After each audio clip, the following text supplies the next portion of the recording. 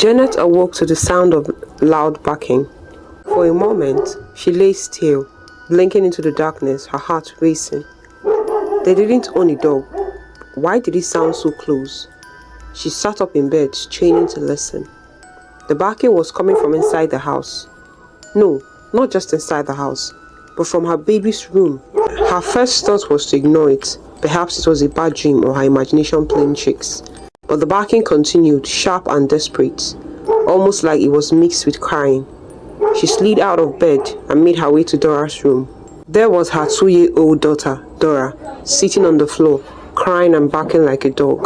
She wanted to run to Dora to pick her up, but something about the scene terrified her. Her hands flew to her mouth as she let out a scream that echoed through the house.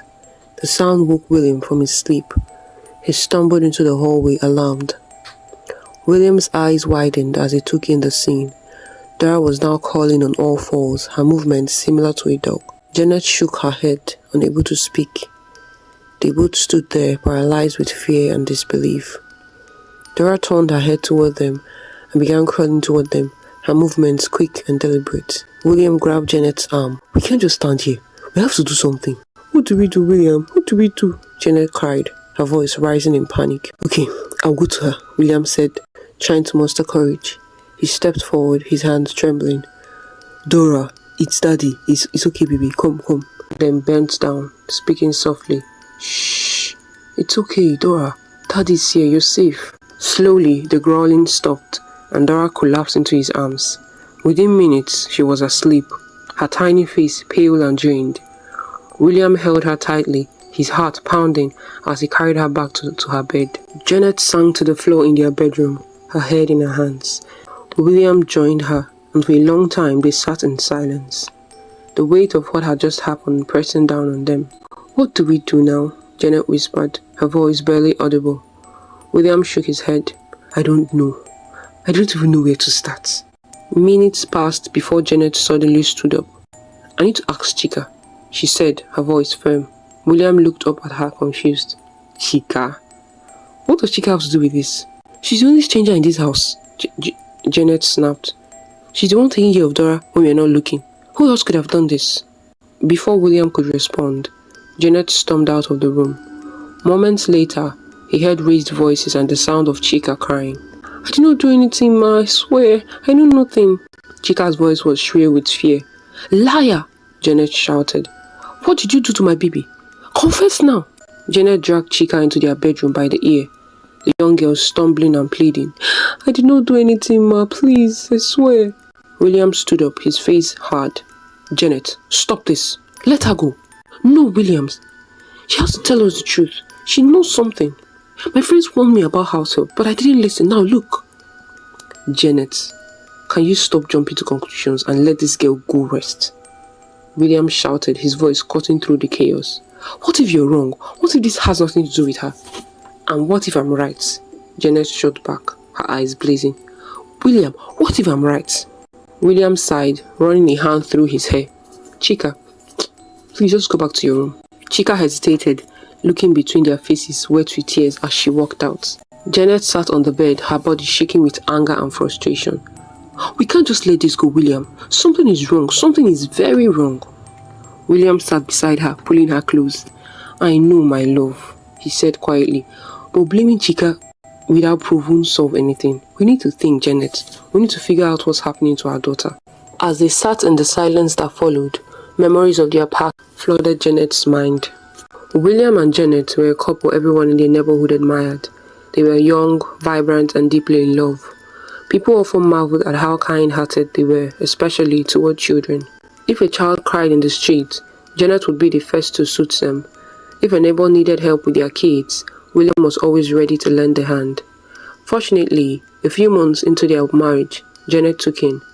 "William, guess what?" Janet had asked one evening, her face glowing with excitement. "What?" William asked, curious. "I'm pregnant," she said, her voice trembling with joy.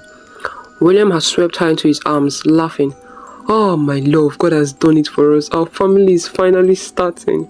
Their joy doubled when the doctor revealed they were expecting twins. Janet left her banking job to prepare for the twins. When they finally came, It felt like their lives had reached perfection. Their home was always filled with laughter, the cries of babies, and the gentle hum of Janet singing lullabies. The neighbors celebrated with them, bringing gifts and advice, and soon the names Mama Ejima and Papa Ejima became part of their identity. For 2 years, life was blissful. Their love for the twins was evident in everything they did, from the carefully chosen clothes to the elaborate birthday celebration they held when the twins turned 1. But one fateful evening, the twins fell ill. It seemed minor, a slight fever, and Janet wasn't worried. "It's nothing serious," she told William, as she gave them first aid. "They'll be fine by morning." They tucked the babies into their cribs, kissed them goodnight, and went to bed. The next morning, Janet found the twins cold and stiff in their bed. "William, do something. Call someone, please," Janet cried, shaking him. But there was nothing to be done. Their twins were gone. The grief that followed was indescribable. Janet cried for days, barely eating or speaking. Not wanting the news to spread yet, they called their pastor and quietly buried the twins behind their house. When people asked about the twins, they would smile painfully and say, "They are fine." But the weight of the lie grew heavier each day. One day, a neighbor came over with gifts. "I bought this for the twins," she said, smiling. "Where are they? Let me see them." At this point, Janet couldn't hold it in anymore. She broke down. "They are gone, Omemeka, they are gone," she said between sobs. The neighbor's face fell. "Oh no, those beautiful babies. I'm so sorry, Janet."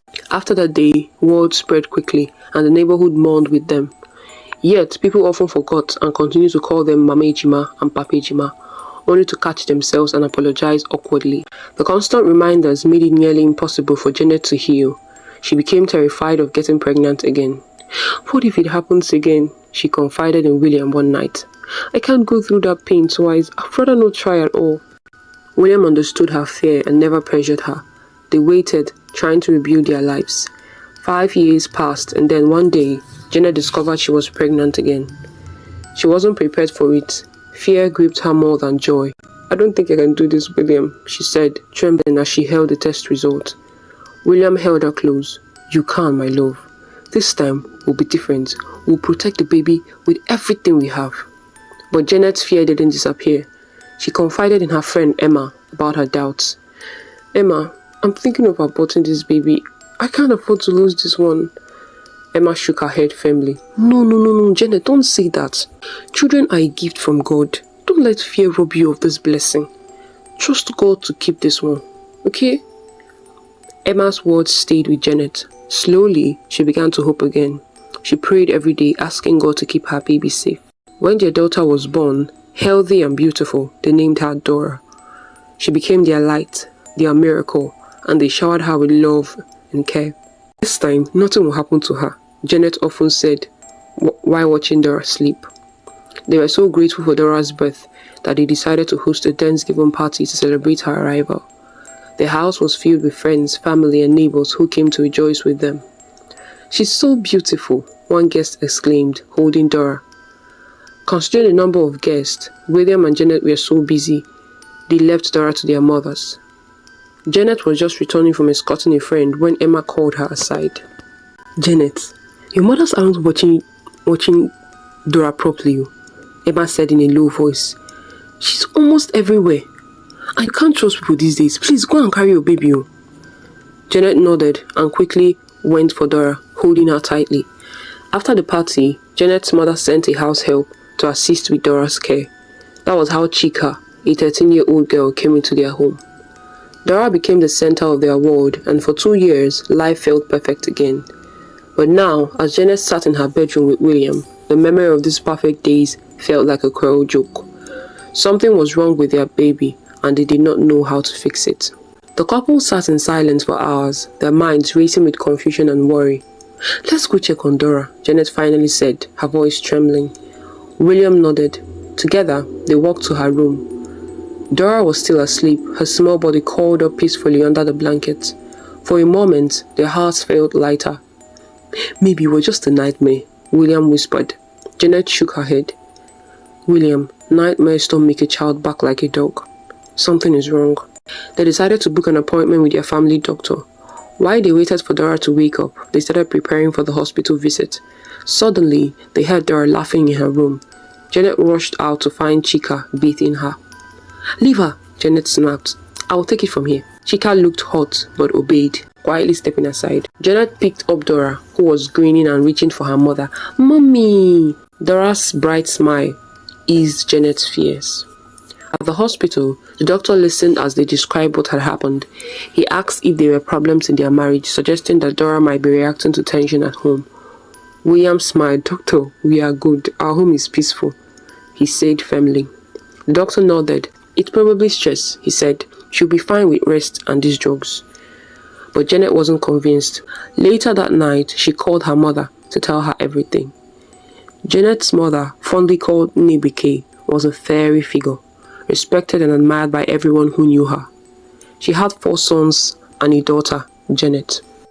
She owned a big boutique in the city and was well known in her community. Despite her busy schedule, she always found time for her family. Even now, as a grown woman with her own family, Janet leaned on her mother's wisdom in time of trouble. So when Janet called Nebike late at night to tell her about Dora's strange behavior, she was desperate for comfort and clarity. Nebike listened patiently as Janet poured out her heart. "How the devil has failed, my child," she said firmly when Janet was done speaking. "Have no fear.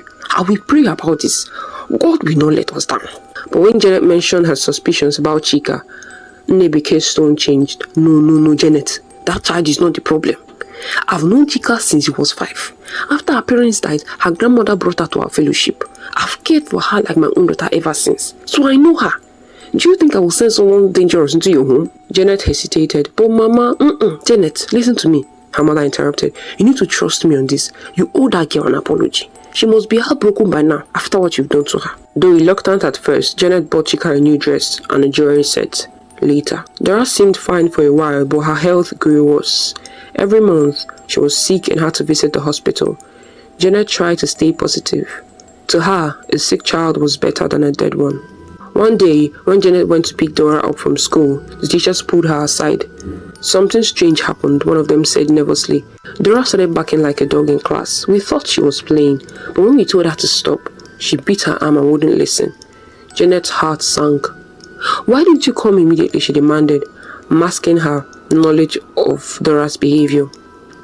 "We are sorry, Ma," another teacher said. "We didn't know what to do."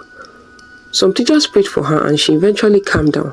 That night, she and William decided it was time to involve her mother.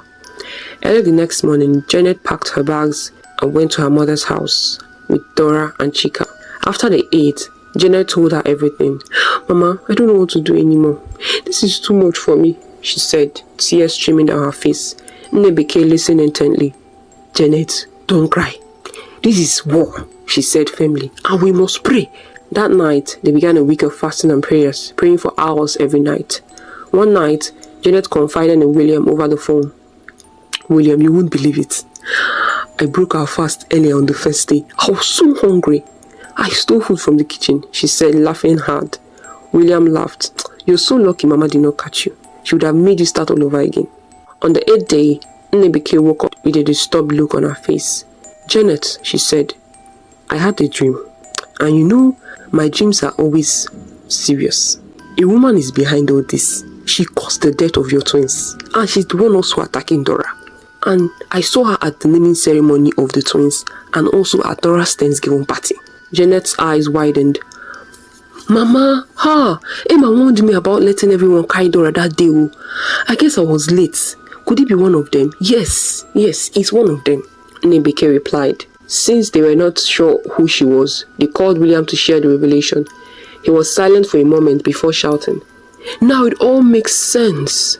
"What do you mean?" Janet asked. "Do you remember my ex, Lucy? She was furious when I didn't marry her. She cursed me, saying I'll never have peace in my home. I thought it were just empty words, but I saw someone who looked like her at the twins' birthday party. But after looking for her and could not find her, I thought I was just imagining things." The revelation shook them all, but they knew what to do. That night, they prayed fervently, anointing Dora and breaking every curse spoken over her. They declared freedom and healing in Jesus' name. Days turned into weeks, then months and years, and Dora did not fall sick again.